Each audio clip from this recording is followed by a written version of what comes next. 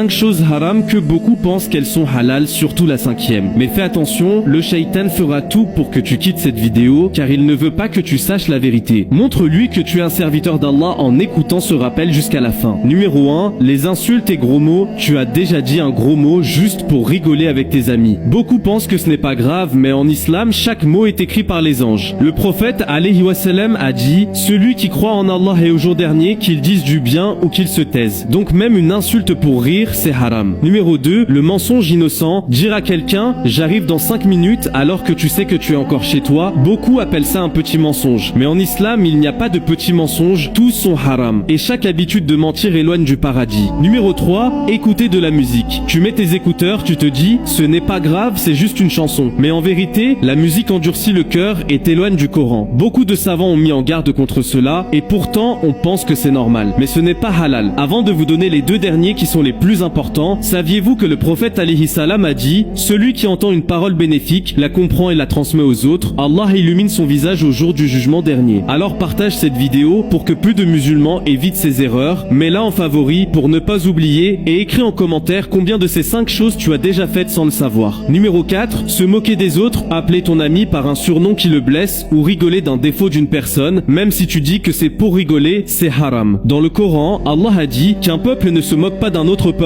car il se peut qu'il soit meilleur qu'eux. Donc chaque mot qui humilie, c'est interdit. Numéro 5, l'argent haram, jouer au loto, parier sur un match de foot ou encore utiliser l'intérêt bancaire, riba. Certains disent, tout le monde le fait aujourd'hui, mais ce n'est pas une excuse. L'argent haram reste haram, même si tout le monde le normalise. Et c'est un des péchés les plus graves.